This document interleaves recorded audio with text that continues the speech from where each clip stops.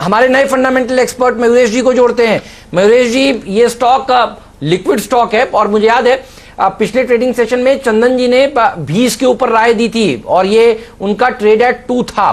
तो आखिरी सौदा देखिए, जो लोग देख रहे हैं वो भर भर के पैसा बना रहे हैं, क्योंकि ट्रेडिंग की रणनीति से भी देखिए ये स्टॉक वहां पर सुझाया गया था और मुझे याद है ये स्टॉक भागता हुआ नजर आ रहा है। ये बताइए आप कॉनकॉर को कैसे देखते हैं और रेलवे सेक्टर फोकस में आपके पसंदीदा पिक्स कौन से होंगे उसमें? मॉर्निंग हेमंत जी, मॉर्निंग वीरू जी। नहीं, बहुत पॉजिटिवली देखता हूं और जैसे आशीष जी ने की मुद्दे पोस्ट किए हैं को लेके, इन्होंने आई थिंक जो लो फ्रेट रेट्स होते हैं, जो कम रूट्स वाले फ्रेट रेट्स होते हैं, वो कम प्रॉफिटेबल होते हैं, ये कम कर दिए हैं पिछले तिमाही में। तो कंपनी का आप फोकस देखिए Hemant, I think clearly it's on the path of growth and profitability. अभी इनकी फ्रेट मार्केट शेयर हालांकि 67% हो गई रहेगी, but they have cut down on their low profitability routes. दूसरा, FY21 का गाइडेंस देखिए जो चौथे तिमाही के बाद आया था। वॉल्यूम डिग्रोथ जरूर देखी जाएगी क्योंकि इंटरनेशनल ट्रेड, डोमेस्टिक कंजेशन के वजह से 3 मिलियन टन TEU की वॉल्यूम ग्रोथ है जो 18 से 20% नीचे है। But EBITDA margins they are expecting to maintain between 30 to 32%। ये एक आउटस्टैंडिंग फीचर होने वाला है क्योंकि जो कॉस्ट ऑप्टिमाइजेशन ये कंपनी कर रही है और जितना केपेक्स हो चुका है, शायद आई थिंक मार्जिन्स पे आ चुका है, इसलिए I think 30-32% margins is significant. तीसरा, इनका जो केपेक्स है ये एब्सोल्युटली आधा करने वाले हैं। तो 1050 करोड़ जो पिछले वित्त वर्ष में इन्होंने खर्च किया था, ये वित्त वर्ष में 500 करोड़ खर्च करने वाले हैं। जैसे आशीष जी ने कहा, I think cash on books और डिविडेंड यील्ड जो 1.5% के आसपास है, and the dedicated freight corridor, I think जैसे आई थिंक अगले कुछ तिमाहियों में ये ऑपरेशनल हो जाएगा, पोर्ट कनेक्टिविटी और वेयर हाउसेज जो अलोंग द लाइन है, आई थिंक ये इतना जबरदस्त कंपटीशन देने वाले हैं रोड सेक्टर के लिए, and competitiveness in terms of pricing मुझे लगता है एक स्टैंड आउट फीचर हो सकता है। और वैल्यूएशन अभी भी महंगे है नहीं, तो yes I think it's an absolute lovely long term bet, जैसे आशीष जी कह रहे थे। Hemant ji, I think within the rail stocks itself, Ircon, I think मैंने लास्ट वीक भी रिपीट किया था, मुझे लगता है आई थिंक ये स्टॉक बहुत अच्छी तरह से प्लेस्ड है। सरकारी केपेक्स और जहां पे आई थिंक सरकारी फोकस है, IRCON becomes the biggest beneficiary of railway capex. Order book 30,000 crore, इसका मतलब अगले 4 से 5 वर्षों के लिए रेवेन्यू विजिबिलिटी दिखती है। इबिटा मार्जिन्स डोमेस्टिक एग्जीक्यूशन सुधरने के कारण बहुत अच्छी और तगड़ी रहने वाली है। तीसरा, I think in terms of debt equity it stands eight 0.5 times, which is one of the lowest अगर आप कंपेयर करते हैं इन terms of rail capex intensive companies जो रहती है। और fourth, in terms of expectations, number शायद पहले तिमाही में आई थिंक थोड़े हल्के हों, बट FY22 में आई थिंक एक जोरदार रिबाउंड देखने मिलेगा बिकॉज ऑफ बेटर एग्जीक्यूशन। और जैसे आई थिंक रेलवे बोर्ड और रेलवे चेयरमैन जैसे आप बता रहे थे, I think are putting out statements कि आई थिंक कॉम्पिटिटिव हम करेंगे, I think Ircon can stand out to be one of the best companies. तो कॉनकॉर और इरकॉन, हेमंत जी।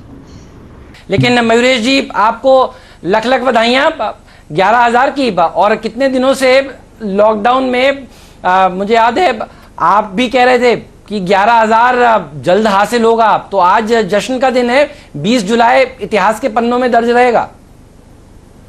बिल्कुल हेमंत जी, और पूरी बधाई आपको, वीरू जी को और पूरे आवाज के टीम को, क्योंकि आई थिंक जितनी पॉजिटिविटी आवाज के पूरे टीम ने दर्शाई है और जो आई थिंक इन्वेस्टर्स को फायदा हुआ है सिर्फ यही चैनल से हुआ है, तो आई थिंक लख लख बधाई है आपको भी सर और आपकी पूरी टीम को। अच्छा, अभी कॉल बताइए क्या करना है, क्योंकि कई लोग कह रहे हैं अब 11,000 हो गया, इसके बाद क्या? तो आपकी राय, 11,000 के बाद आपके जो बेस्ट फ्रेंड हैं राहुल जी, वो कह रहे हैं यहाँ नहीं रुकेगा, 11,200 तक जाएगा। आपको क्या लगता है? बिल्कुल जाने की क्षमता रखता है और कहीं ना कहीं आई थिंक प्रॉफिट बुकिंग आना लाजमी है, क्योंकि जितनी हमने रनअप देखी है Hemant ji, I think it has been a tremendous run up one way. तो I think profit booking around these levels बहुत लॉजिकल हो सकता है, but I think sector rotation, नया पैसा जैसा अंदर आएगा और एक जो फीलिंग ऑफ मिस्ड आउट है, ये एक जबरदस्त सपोर्ट देने वाली है मार्केट को। दूसरी बात मैं कहूँ, आई थिंक 2 घंटे पहले आई थिंक ट्रंप साहब ने एक ट्वीट किया है, उन्होंने ट्वीट किया है कि जो स्टिमुलस है वो बढ़ाया जाएगा। इसका मतलब जो लिक्विडिटी है बाजारों के लिए, ग्लोबल हो या local, I think that should continue. तो मेरे ख्याल से आई थिंक एक बहुत सपोर्टिव मैकेनिज्म है liquidity which should continue in the markets. 11,200 11,250 बिल्कुल मुमकिन है, but from an index level मेरे हिसाब से आई थिंक 10,900 होल्ड करना बहुत लाजमी है। और ये ब्रॉड बेस रैली हो रही है अभी। आई थिंक रिलायंस ने पहले लेग लीड किया था, आईटी स्टॉक्स ने उसको सपोर्ट किया था। जैसे एचडीएफसी बैंक के नंबर आए हैं और जो एक्सपेक्टेशन लार्जली है कि ICICI should also post very good set of numbers. मेरे ख्याल से आई थिंक बैंक निफ्टी भी शायद सपोर्टिव हो सकता है। इसलिए आई थिंक जो ब्रॉडर मार्केट से और जो ब्रॉड बेस सेक्टोरल रैली हमें दिख रही है तो बिल्कुल मुमकिन है। I think 11,200 11,250 is very much possible, but once again I think congratulations to the entire team.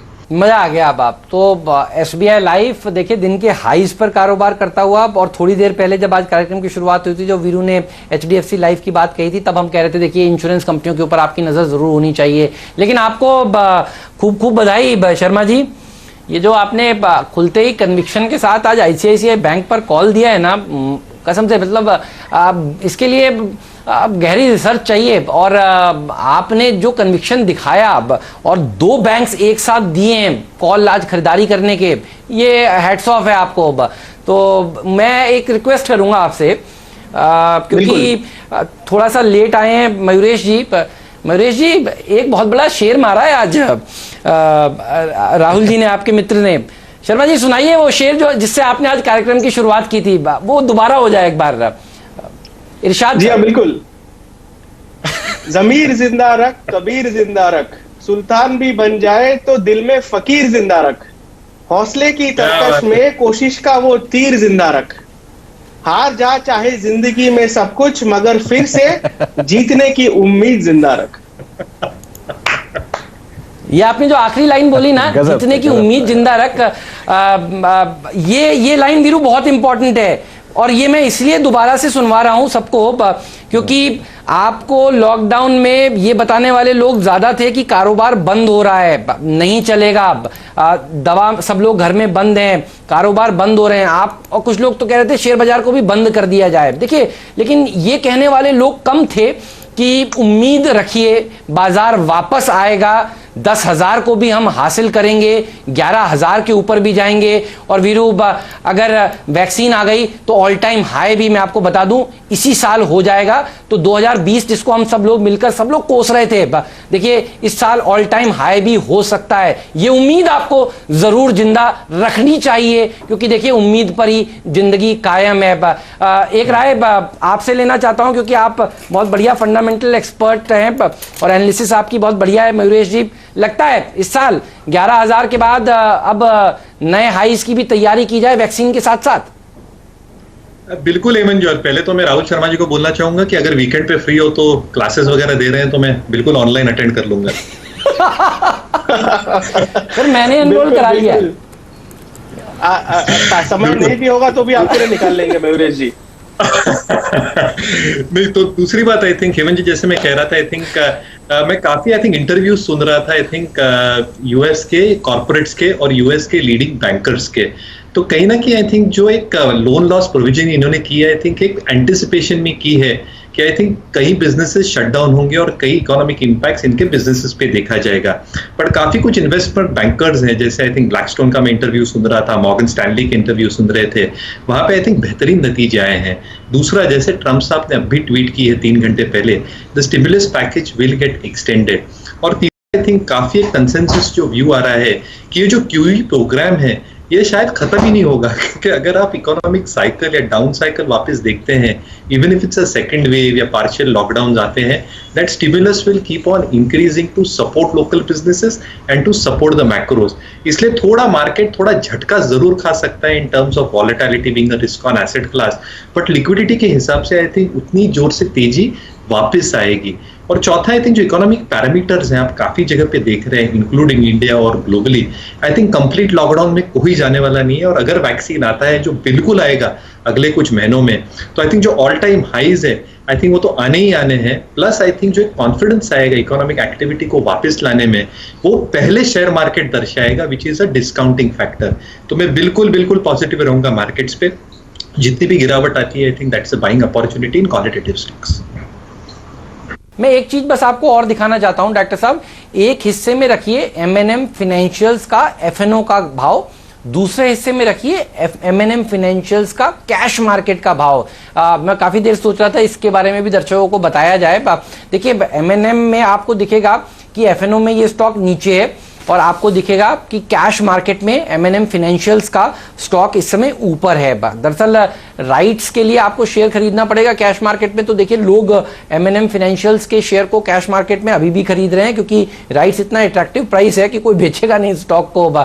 तो ये देखिए आपको FNO में ये नीचे आता हुआ नजर आएगा, और हेजिंग भी देखिए बहुत सारे लोग करते हैं। और ये देखिए ये वो स्टॉक है जो आपको इसी तरह का बिहेवियर दिखाएगा, तो इससे घबराइएगा मत। ये जो डिस्क्रिपेंसी है ये आपको नजर आने वाली है। तो M&M फाइनेंशियल्स अगर आप देखें कैश मार्केट में 13 रुपए और इसके बीच में FNO के भाव में डिस्काउंट है। इसको समझ लेते हैं मयूरेश जी से। मयूरेश जी, 50 रुपए के भाव पर राइट्स इशू में 76% डिस्काउंट पर जो आया है, 3080 करोड़ रुपए जो कंपनी जुटा रही है, एक पर एक का राइट्स दिया गया है। आप कैसे देखते हैं इस चीज को?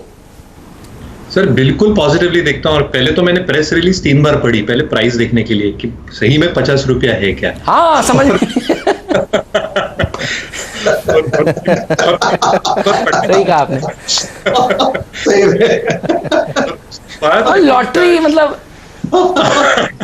सही है। बिल्कुल, अगर आप बिजनेस मॉडल देखें, आई थिंक हिम गुरु, तो आप देखिए जो M&M फाइनेंशियल का बिजनेस मॉडल है, यस दिक्कतों में जरूर था। Q4 में लॉकडाउन की वजह से 70 से 75% लोगों ने आई थिंक मॉरेटोरियम ऑफ किया था, डिसबर्समेंट में दिक्कत थी, कलेक्शंस में दिक्कत थी, बट Q4 के आंकड़ों में और मैनेजमेंट कमेंट्री से प्राइस में आ चुका है। अभी अगर हम वर्स्ट केस एनालिसिस भी लेते हैं इन terms of GNPA touching 10-11%, fundamentally stock के ऊपर क्रेडिट कॉस्ट अगर हम लेते हैं कि 2.5 से 3% हो, फिर भी capital adequacy 15.5%, opex to the overall AUM standing at 3%। और जो अभी नतीजा आया था, I think that is an encouraging set of number, क्योंकि ये जो रूरल इंडिया को ये फोकस करती है, और उसमें आप ब्रेकअप देखिए जो फाइनेंसिंग है, आई थिंक ट्रैक्टर्स और फार्म इक्विपमेंट को, that has grown to be the most. तो जो सपोर्टिव मैकेनिज्म होता है M&M फाइनेंशियल के लिए फंडामेंटल फैक्टर्स की वजह से, वो वापस आया है। Now let's come to the core fundamentals और वैल्यूएशन के तौर पे। अगर हम एडजस्टेड बुक वैल्यू वर्स्ट के सिनेरियो में भी लेते हैं तो 110 रुपया का है, which means that the right issue is priced at half the adjusted book value of M&M Financial from an FY22 perspective. तो बिल्कुल खरीदना चाहिए। I think it is very attractive and I remain very positive in terms of the pricing as well as the fundamentals going forward.